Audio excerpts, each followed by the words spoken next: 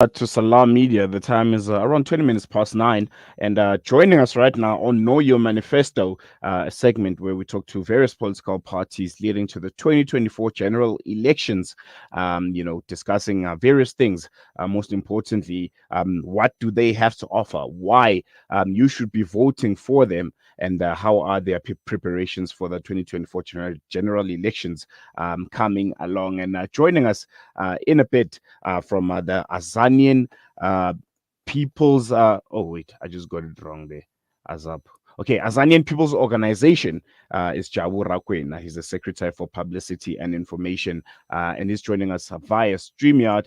Good morning, Mr. Rakwena, and thank you so much for joining us on Salam Media.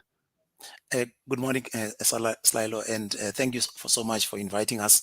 And please call me Jabu. Oh, Mr. Okay. Okay, just Jabu. Just Yes, Jabu. just Okay, Jabu. very good. That Okay, will do. okay, Jabu. The 2024 general elections are fast approaching. Azapo has mentioned that they'll be, contesting despite some of the, well documented difficulties that you have, particularly of finances. Where is Azapo right now? The official date of the elections has not yet been announced, but I'm pretty sure we are, a few months away. Are the preparations going along smoothly? And how is Azapo handling their financial matters? Thank you so much. And once again, greetings to the viewers and the listeners of Salam Media. This weekend, AZAPO will be meeting. Firstly, on Friday, the National Executive Committee, we call it the Standing Committee, will be meeting, and subsequent thereto on Saturday and Sunday, there will be a meeting of the Central Committee, which is the leadership, the entire leadership of the country of AZAPO, that would be meeting to discuss and finalize the date, the launch, and everything related to the manifesto and the preparations towards the elections. Our fundraising campaign is going ahead as well, and we are pretty sure that we will be able to attract uh, uh, uh, sponsors and people who will be able to assist us in terms of making sure that our participation in these elections is the most effective one. Mm.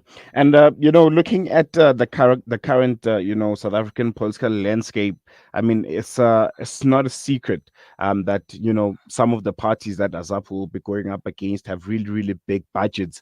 Um, how do you see this affecting the party going into the elections and ultimately the results of the elections?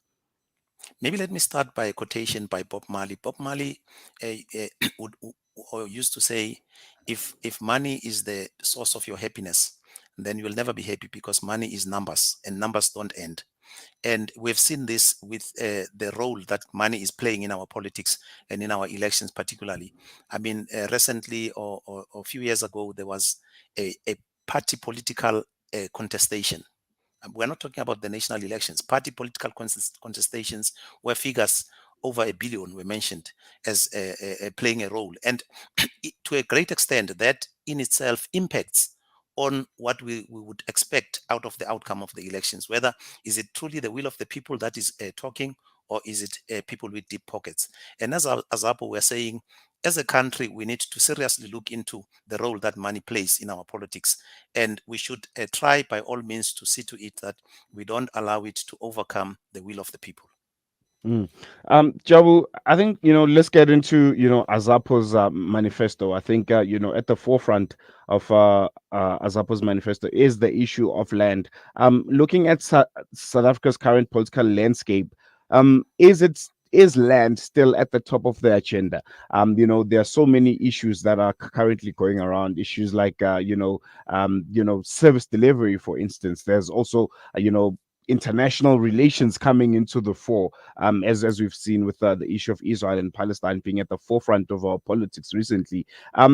Is Azapo pressing the right buttons? Speaking to the electorate, um, is land a priority right now?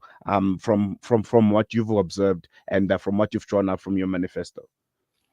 Let me start also by indicating that, as Azapo today, we find ourselves at the threshold of what our predecessor, which is Sasso, finds herself in the late 60s. Primarily in the sense that we are confronted by an electorate that is jaded, despondent and hopeless, and a number of people that we interact with as we go around collecting signatures, as we go around campaigning and doing our door-to-door, the response that we get, people have given up on elections. They don't have that faith and confidence to say elections will change their lives. And we are saying as AZAPO that we need to pump life into those people. And that's exactly what we are doing, to say to them, things can change, you can regain your power, you can regain your voice, and you can make a difference. And as AZAPO, we've identified 5 key political messages that we are going to be putting across to the people. The first message would be wealth in the hands of the people. That's the first message that we're putting forward. And that message is underpinned by a number of aspects that we believe will change the lives of our people. For instance, as AZAPO, and we are seeing that this message is getting traction even from other political opponents, that provinces needs to be abolished. The legislative and the governance component of the provinces needs to be abolished. And if you look at what was allocated to the provinces in the previous financial year, it was 694 billion rands. And as AZAPO, we believe we can be able to cling back or get back at least 250 billion from that allocation, which could be channeled towards improving and changing the people's life and other infrastructural development. We are also saying as AZAPO that we should find a way of collecting tax efficiently. And if we were to be able to collect tax efficiently, especially among the rich, we can, or rather the so-called super rich, we can be able to raise close to 60 billion rands, which could be translated into addressing the issues of fees must fall movement and education of our children, as well as the failing health sector. We are also talking about the second pillar that we are going to be pushing strongly is to enforce stricter control on immigration. And under that particular pillar, we are talking about we should not be isolating and abusing African immigrants. All immigrants should be treated equally, and we should ensure that our borders, the control mechanisms are stricter. And we should also cooperate with SADC countries to ensure that issues that force their citizens or their countrymen to flock and come to South Africa must be addressed, so that economic development in the region can assist. We're also talking about the return and the redistribution of the land and its wealth. And that aspect and that message, we will never give up on it, because remember, as an organization, our key primary commitment is the return of the land, is the getting back of true liberation, and not the liberation that we are currently seeing.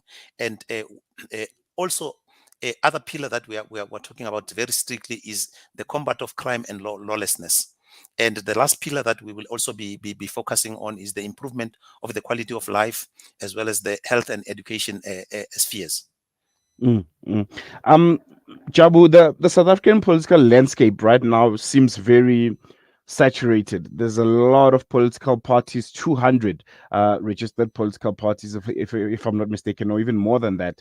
Um, Coalitions are in everyone's lips right now. People are saying 2024 might be the year where we see, at national government, possibly, having a coalition government. Is coalitions, something that AZAPO is looking into? Are there specific parties that you see that you share the same ideologies with, and will look into working with post the 2024 general elections? Definitely so. Look, what the electorate ultimately decide, and what they present as the parties or the party that should lead, will have to look at what is at stake in terms of how do you best advance the cause of liberation. In our sense as AZAPO, we believe that coalitions should be based on principles. It should be principles that will definitely advance the interest and the cause of the people. And there are parties, like I indicated earlier on, that even on the issue of the scrapping of the provinces, we are finding traction even among the ruling party. Some of them are indicating that indeed AZAPO was correct in saying that this country should be a unitary state instead of the United States that it is currently is. And we have seen that with what is happening in the Western Cape, with the move towards cessation, the bill that is currently at the Western Cape for debate in relation to the powers of the provinces and so on. And as AZAPO were saying, that is nonsense. That should be kicked out, and we should be focusing on developing the whole country and not pockets of economic successes that are there, and not focus on the rural areas. Mm, mm. And just lastly, what are AZAPO's ambitions going into this year's elections, and ultimately post, the elections? If those ambitions are not met, what is the next step? Look, we're going into the elections with a single-minded drive to win the elections, and we believe that if the 15 million that are not registered, we are encouraging them. In fact, our focus is largely on the youth and the women. That is Mm, our key focus. That's the target market that we are looking at, to say to them, this country belongs to you, and your future is in your hands. You've got the power, you've got the voice. Use it through AZAPO and make it a point that you change your livelihood. And we are not saying that we are the Messiah, but we are saying with the help and the support of our people, we can together make a difference and make it a point that our people succeed and they achieve what a true liberation that they've been yearning for. mm. Thank you so much, Jabu. Wishing you all the best going to the elections, and I hope we'll catch up with you soon post the 2024 general elections, just to take stock of AZAPO's performance. We really appreciate the time, Lilo, and good luck to your efforts to see to it that our people get the message, because that's very important for us to, as AZAPO, that we should all be given an opportunity to speak to our people. Thank you. Thank you so much. That was Mr. Rakwena, Secretary for Publicity and Information at AZAPO, speaking to us about some of the, preparations and some of the, uh, internal, external issues that AZAPO is currently grappling with, leading to the 2024 general elections. And the number one being the issue of finances. Jabu, they're coming out and saying, they are preparing, everything is looking in order, and they want to go to the 2024 elections with the ambitions of being the new government. We're going to take a quick break. When we come back, we'll be speaking to IRSA community fundraiser, Adila Sirkot, about how the Islamic Relief responded to the ongoing crisis in Gaza.